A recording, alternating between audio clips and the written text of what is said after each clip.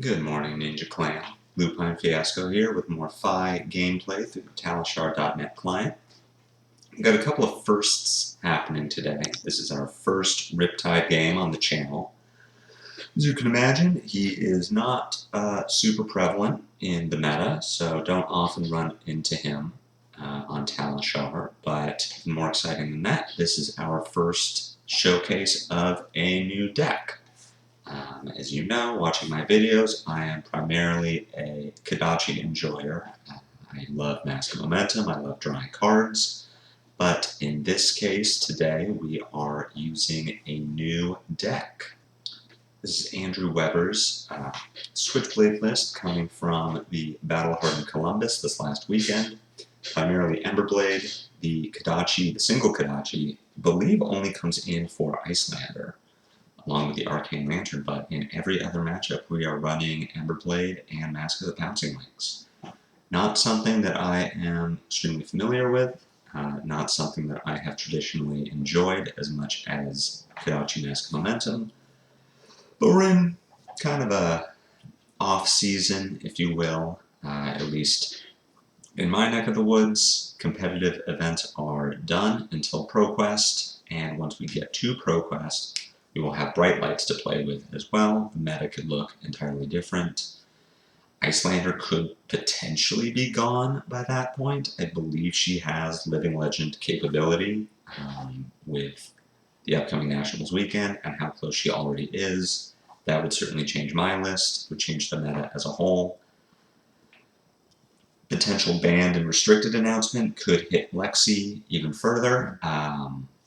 So the meta could look entirely different. This is a great time to experiment. So I'm giving Emberblade Pouncing Lynx a try. Expect to see a lot more mistakes over these next few weeks as I relearn play patterns here. You might think that they're still fine, still the same hero. How could you possibly screw these things up when you have thousands of games on the hero? You'd be surprised. So with that said, going into Riptide, I am working off of Andrew's posted list on Discord, his matchup guides. The matchup guides are not complete, so some of these you may see me click on other heroes, wonder why. In this case, we are using the Lexi build, which has us not playing defense reactions, yes playing CNCs. Riptide is a meme at this point. I think most people would agree that Riptide is not in a great space competitively. That said, he is still a Ranger. Rangers predominantly have a good matchup against Ninja. Frailty can hurt. Remorseless can hurt. Various on-hits that Rangers are able to present are painful. This Riptide has come with a fairly reasonable fridge. 3 block from Skullcap, 2 from Purge Grapplers, and 1 from Sting and Trench, for a total of 7 block value. Riptide, of course, having a ton of defense reactions in deck. Here, taking advantage of the fact that Riptide very clearly doesn't want to block these attacks, sending a Snatch. If Riptide wants to give us Purge Grapplers and Skullcap, that's fine. Perfectly happy to let that happen. As it is, we see a Fiendal's Fighting Spirit. This is going to put Riptide back up to 31. Has the potential to put us to 33 if we choose not to block. With a Lava Burst in hand, a second Phoenix Flame. I believe there may even be 3 in this version of the list in this sideboard. And an Art of War in hand with a blue. We are happy to take 7 damage. We'll fire off an Art of War turn and see what we can make happen. We at least have 1 finisher in Arsenal. On a big enough chain, I am perfectly happy to break Pouncing Lynx and Snapdragons to go even wider. But we are not going to get tricky with the Art of War. We are going to send it off first, shape our hand, see what we have available to do on our turn. to find another Art of War. So it's an interesting question of whether we play this second Art of War, given our setup here. Without playing this Art of War, we have 4 damage, 8, 11. We can pick up our Phoenix Flame for a total of 13 damage, and this Lava Burst, which will have the Shuko buff and the Art of War buff to come in for 7. This is a total of 20 damage off of essentially a 4-card hand, and we can arsenal this Art of War. The upside of playing a second Art of War is potentially very high if we draw 2 more head jabs. Now we are sending something like 15, 18, 26 damage. We will have had the opportunity to break Pouncing Link, so we can even pick up another Lava Burst or Salt if Riptide seems content to take this damage. That may be correct. I'm not saying it isn't. I'm saying that I don't have enough experience with this deck to know if that's something that I should definitely fire off. I don't know how the ratios feel yet, how many 0 costs I have. I know I have Command and Conquers in this deck, which would be atrocious to draw here. So I'm going to play it. I elect here to play it safe. We'll hold on to this Art of War. We'll play out our 20 damage 4-card hand. Keep our Art of War, our Pouncing Links, and our Snapdragons. Again, I don't know if that's correct. It's just the line that I am choosing to take. We will see when we draw up at the end of this turn, just for future reference, what would we have drawn? How does that ratio look? Try not to be results-oriented in your game. Don't think about, well, because I would have drawn that, I know it's correct in the future. It's entirely possible that the 2 head jabs we draw here would be replaced by 2 Warmonger's Diplomacies in our next game, which is significantly worse for us to drop. Don't be results-oriented. Don't think because it would have worked that one time, that means it will always work. But it's just good to know, in general terms, how did this go? Would this have happened? Is it something that could happen again?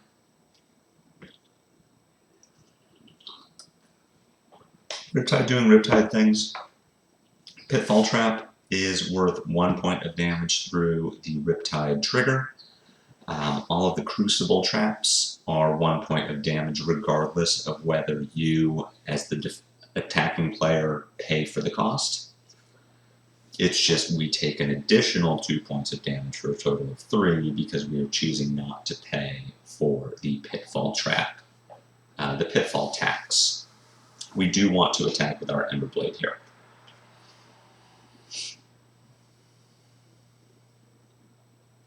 Frailty Trap coming in from Riptide is significant. This is preventing essentially 4 points of damage. The Emberblade would be blocked out in its entirety. The Frailty doesn't affect that, but it does affect our Lava Burst from Arsenal. Still coming in for 6. Still very good, but 7 is a bigger number.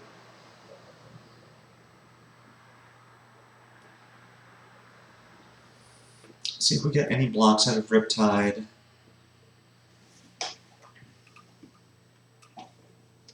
Riptide just eating the damage, so we are going to pass, arsenal our Art of War. We've seen a Spreading Flames from our Riptide opponent, or Spreading Flames, Command and Conquer from our Riptide opponent. So we do have something to worry about from this hand. Instead, it is Nourishing Emptiness. Weird inclusion from the Riptide.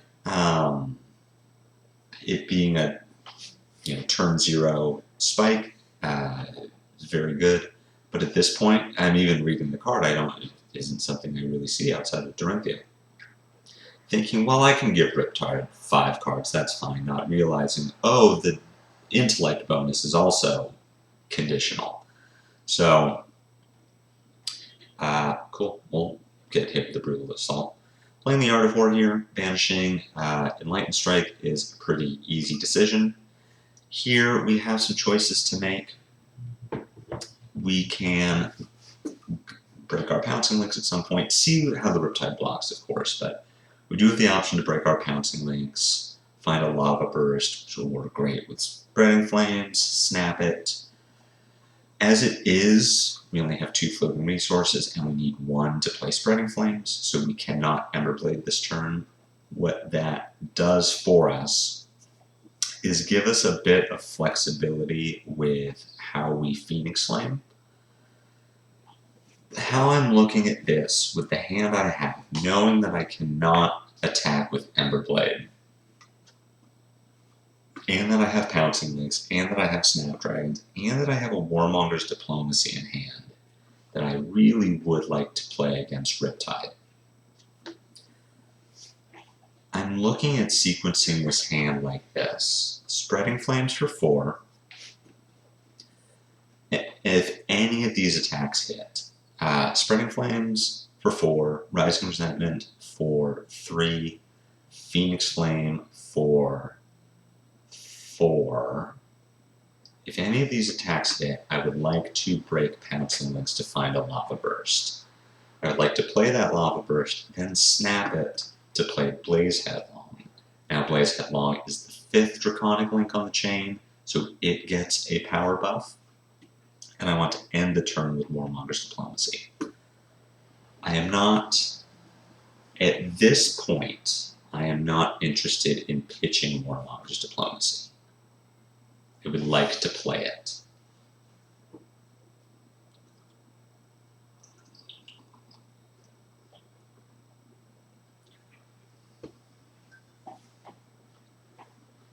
Riptide throwing out armor blocks.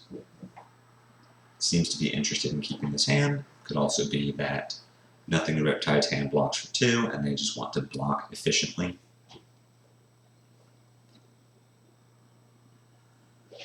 Boulder Trap. Of course, I need to read this card. The condition is met. Rising Resentment has greater power than its base, so Riptide will get to put a Battle-Worn counter on one of our pieces of equipment, choosing the Furnace. Getting to reload a card through Riptide's ability. Here we have our Phoenix Flame for 4. This is getting 3 +1 bonuses, including not including the +1 bonus for itself. Phoenix Flame being Blaze Headlong feels great, gotta tell you.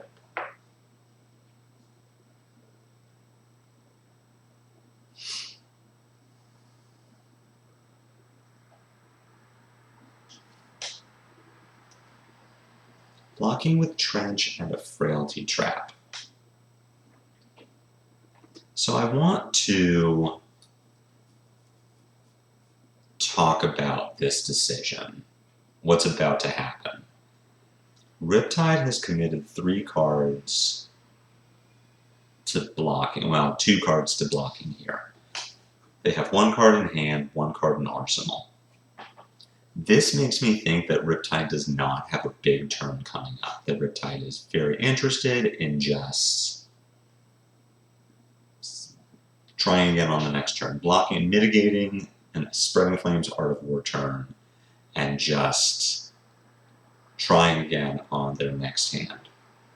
Which means that Warmonger's value as disruption has gone way down, at least the way I see it. So we play the Blaze Headlong because that's what our plan had been, but we're going to undo this decision because knowing that we are not playing this Diplomacy, we are now feeling better about pitching it, and that we want to get the Spreading Flames buff on the Blaze Headlong. Now we're more interested in pitching it for Emberblade. We saw that the Riptide blocked with a Codex.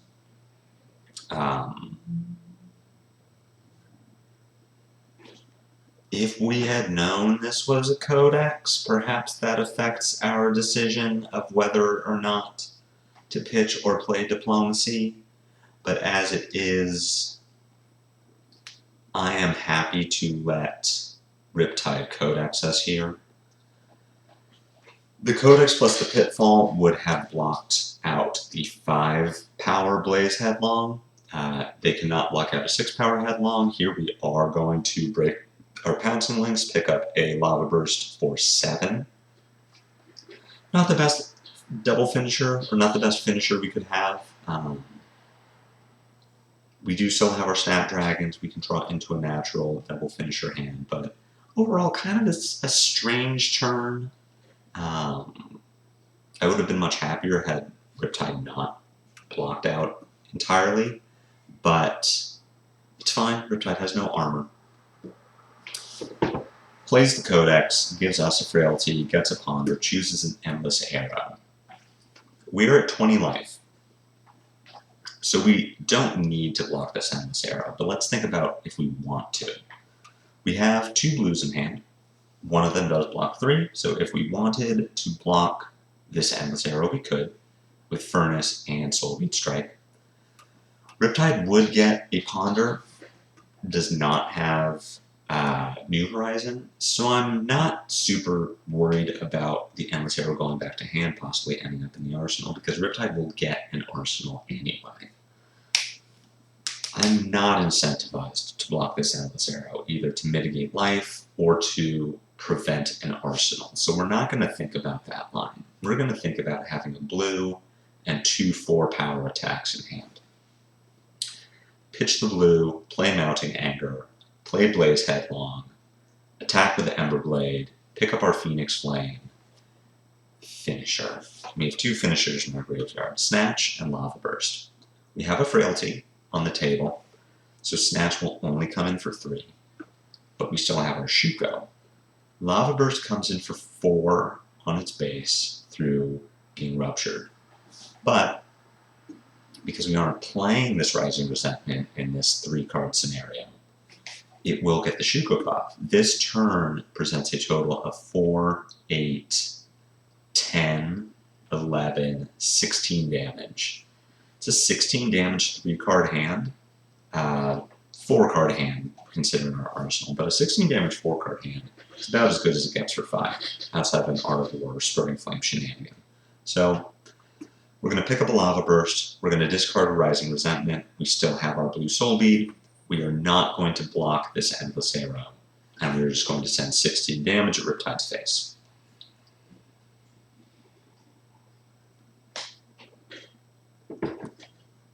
Possibly 17 damage if the Mounting Anger hits. I'm not expecting it to, with Riptide having the back half of Skull Cap available.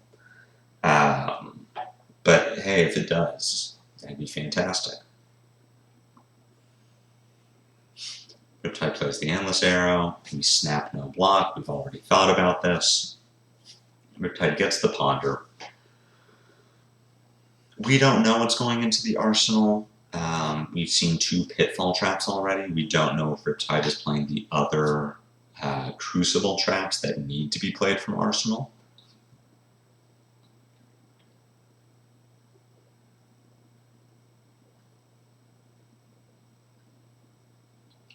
Riptide giving us the Skull Cap and a blue Salvage Shot. So that's fine. This being a Salvage Shot and not being Collapsing Bridge Trap, I want to say, is the trap that makes you discard your hand, means that I am not as concerned about sequencing. I don't need to play this Blaze Headlong first before I attack with the Emberblade, but I will. Let's play it safe. Blaze comes in for 4. Unless Riptide has whatever the 0 for 4 trap from Crucible was, they are going to start leaking some damage here. Blocking Emberblade for 2 has to feel bad. I'm guessing Riptide has a few 3-power attacks in hand, or 3 block cards in hand. Phoenix Flame comes in for 1. Another feel bad to block.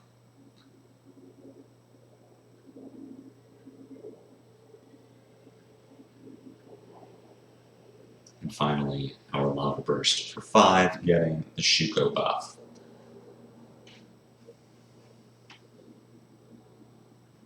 Type blocking with Blood Rot Trap. This will not trigger. We have not played a reaction this chain link. So we push 2 damage. Riptide does get the free reload. We draw up into a fairly reasonable hand. Activating the Dreadboard to pitch a Plague Hive. It's a pretty interesting play. I like it a lot. Likely not going to be very offensive this turn.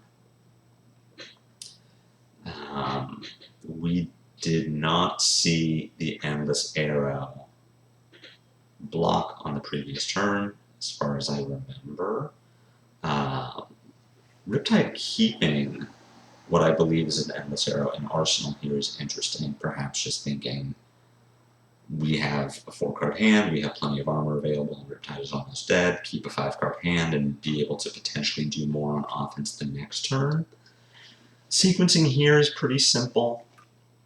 We only have our 1 Draconic attack. It costs 1. So we can't pick up a Phoenix Flame unless we wanted to pitch Command and Conquer or Soulbeat Strike. I'm not interested in turning 4 or 6 damage into 1 damage. So we are going to send our Mounting Anger. This is 4. Assuming the Riptide is going to block it out so it doesn't become 5. We're going to follow up with Soulbeat Strike because we have our Snapdragon Scalers. If Soulbeat Strike hits, great. We don't even need to use the snaps. If it doesn't hit, if Riptide does commit for 2 cards to blocking it, then we will snap it. Just looking to end our chain with Command and Conquer. Command and Conquer is lethal damage. Riptide notoriously runs a lot of defense reactions.